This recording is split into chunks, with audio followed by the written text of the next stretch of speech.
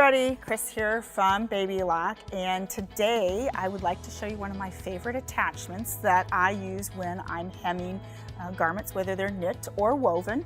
And I use the cover stitch, whether it's the narrow, the wide, or the triple. It is the single downturn feller. And I love the 1 inch, so that's the one I'm going to start with. I'm going to talk a little bit about the attachment and my prep, and give you a bunch of tips that I've learned over the course of the many garments I've made with this attachment.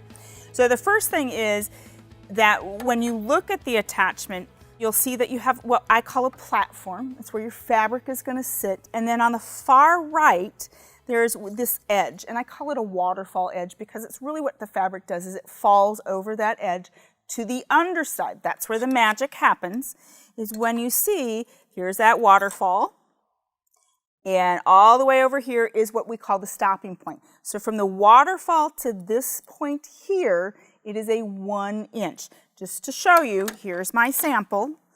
There's the front. And voila, there's the back side, and that turned that under perfectly 1 inch for me. I didn't have to sit at my iron and press, use pins, use binder clips. It does it all for me. So let's get started with this.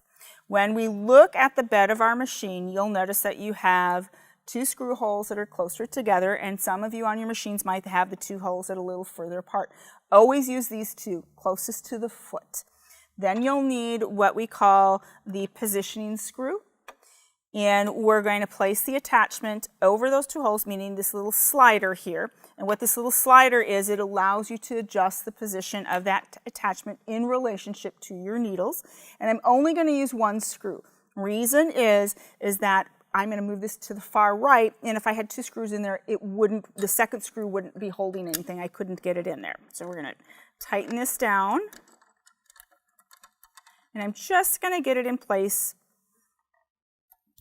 so that I can start actually placing that fabric in. But before I do that, one of the things that really helped me out when I was learning this attachment and how it functioned and how to be more accurate with it was I started marking my fabric.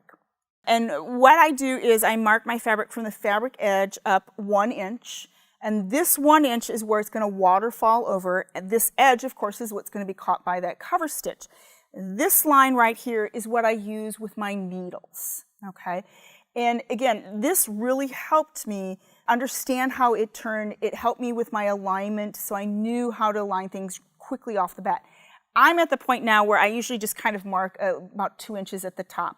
And sometimes I don't even do that. So we're going to take that fabric, place it on top of the attachment, and we're going to slide it on that platform. And as you can see, that fabric edge is coming to what we call the waterfall, and it will start to fall over. Now you might have to help it a little bit, and that's where tweezers come in handy. So I'm going to slide this over, and you can see that falling over. Just get that underneath there and keep moving it over.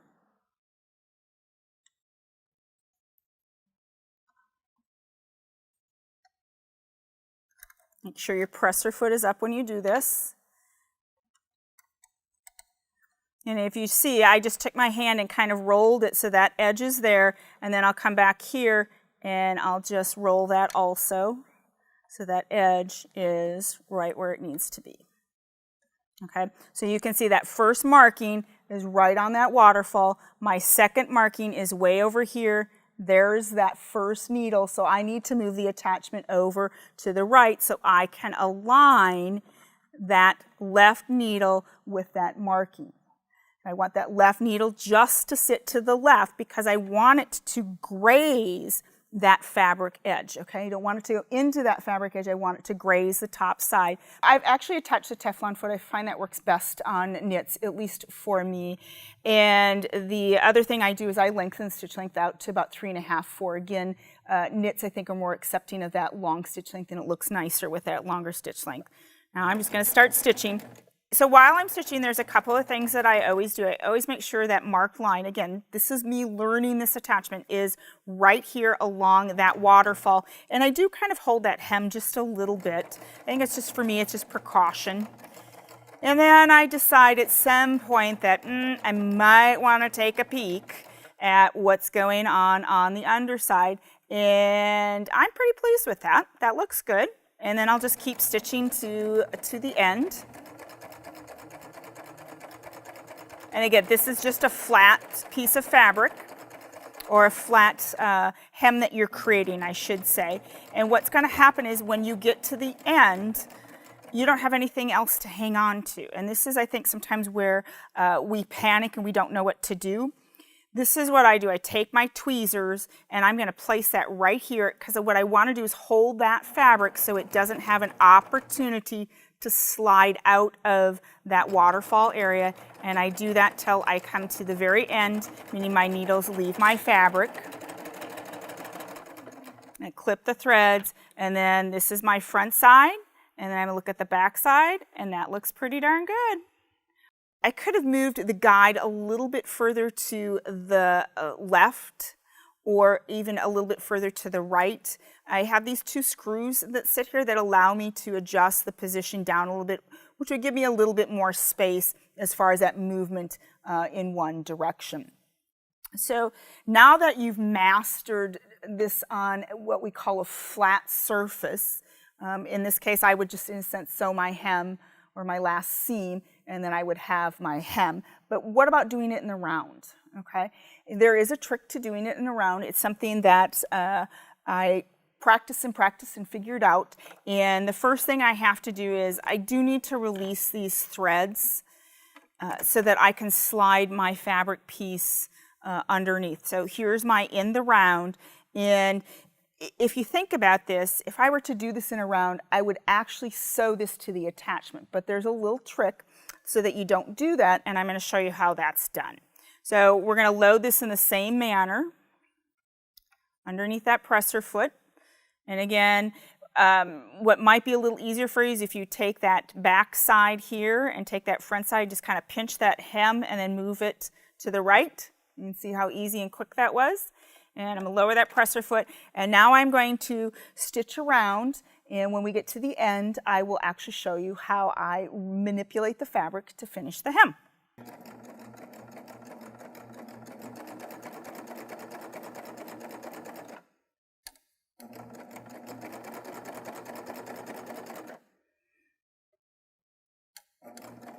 And while I'm stitching, I just kind of keep that marked line on that waterfall, so I know where I'm at. I'm always watching what's happening here, not what's happening at the needle, because I can control this, I can't control that.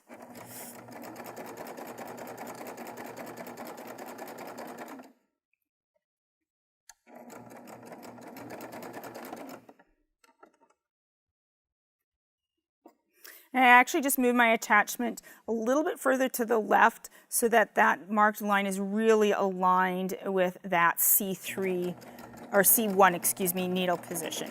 Now I'm coming to my starting point.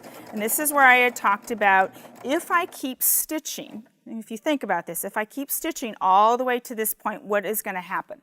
I'm going to stitch that attachment in a sense into that fabric. So what is my workaround, I should say, with this? This is what I do. I pull it out of the attachment, just like this. I'm leaving that attachment there. I'm going to straighten out this seam, and then I just finish it. Okay, I don't take anything off because I don't want the start and stop of my seam to be 2 times. I'm just going to literally continue to the end, and all that I'm doing now is using this needle marking with my markings here to continue my stitching until I get to the point where I'm ready to overlap that stitching. Okay, so now I'm going to take my fabric out from underneath my presser foot.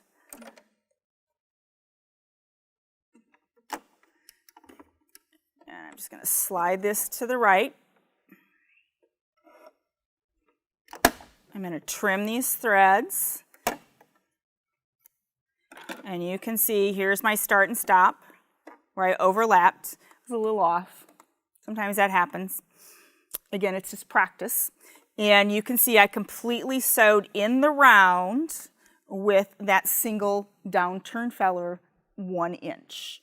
Okay, so again, to recap how I did this was when I got to a point, I took it out of the attachment and then just finished it. And I only had probably about 3 inches. Don't make it 10 inches. Keep that distance smaller, but enough that you can pull everything out easily. Okay, so what we want to take a look at is there are 2 more attachments to this. One of them happens to be the 5/8 inch. It's the same principle of that whole waterfall, and the hem depth is on the back side.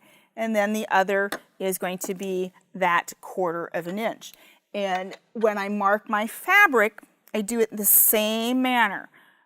I do the hem depth twice from that fabric edge. So I have my waterfall marking and I have my line for stitching. That was the 1/4 inch. And then here is that 5/8. And the end result is, this is your 5/8 inch seam here, or hem here I should say. There's that back side. This one was on a woven. It was also done in the round using that same principle. And then this is your 1/4 inch. Now when you do the 1/4 inch, you can only use a narrow stitch because that seam, or that hem depth, excuse me, is not that deep. So again, this is where you're going to have to adjust the position of this guide, meaning left or right, depending upon where that needle is going to ride on the top of that fabric edge. You may find that these 2 screws here might have to be adjusted, and all that does is that moves that attachment up or down, and you're probably going to move it down just a little bit. So that's the single downturn feller. I hope you really like it. I hope you use that 1 inch. It happens to be my favorite. And I think that's it for this one. So I guess I'll see you on the next video. Bye guys.